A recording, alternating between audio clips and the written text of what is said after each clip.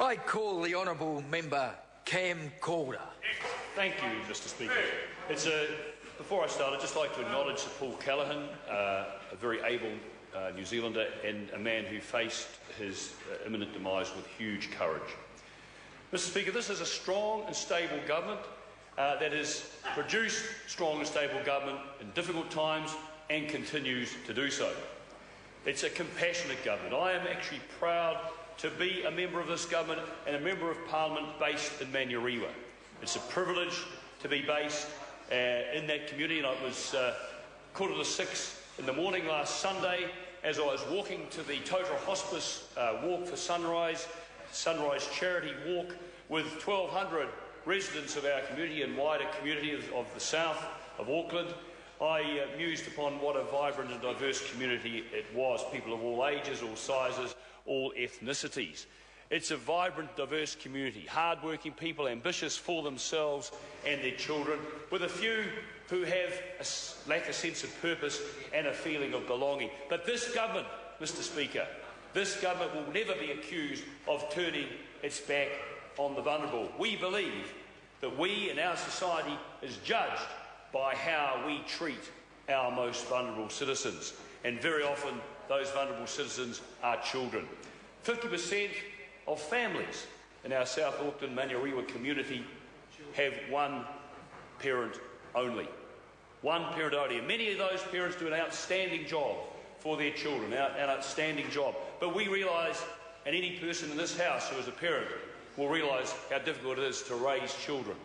So we realise that even when you have two parents at home, we realise if there's one person at home, then obviously those families need more help.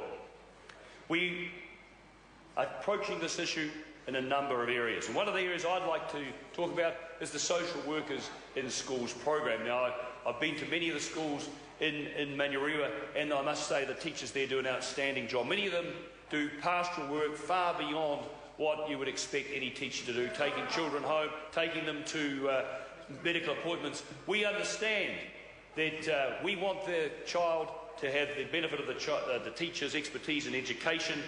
We realise that in certain schools, social workers play a huge role helping the children, helping the families and helping the teachers. And as a result of that, we have announced funding to increase the number of teachers, social workers in schools who can help the teachers, up to 673 social workers in schools nationally, and many of those will be deployed into the 1 to 3 decile schools in the area that I'm privileged to work in, Manurewa, Manukau and Mangere, to help those children unlock the potential that lies within each of them. It's the potential that this country needs, that those children need, and that potential being unlocked will be to the benefit of all New Zealanders. So we've got schools like Homai, Manurewa, South Manurewa, West Puanui, Leebank, schools like that that hitherto have not had social workers will have social workers in schools. Towards the end of last year, I walked into Wiri Central School and met the headmistress, and she was telling me about the program that we're rolling out and continuing to roll out in South Auckland to deal with the unacceptably high levels of rheumatic fever in our South Auckland communities. Not just South Auckland, there are hotspots around the country, but this government is doing something about it. So the way it works, school nurses are deployed within schools where there's a high number of at-risk children. They do throat swabs on kids with sore throats and thereby reduce significantly the chances of that child going on to develop rheumatic fever. Of course, if they find a positive swab, they treat the child with the appropriate antibiotics and thereby avoid the terrible sequelae of the strep sore throat, which can occur in some cases. Obviously, our Pacifica Maori people are grossly represented in these statistics. We have a high proportion of those in Manurewa, and our other strategies, such as improving the warmth and our homes, making them better insulated, warmer and drier, will help this as well. Our anti-smoking strategies will also reduce this. Reduce the incidence of this appalling disease, a disease which is a blight on our country. Now, how do we do this? Well, we have to grow the economy, and that's another part of this government strategy, and we've seen how we have managed to do this very, very successfully, particularly in export-led growth.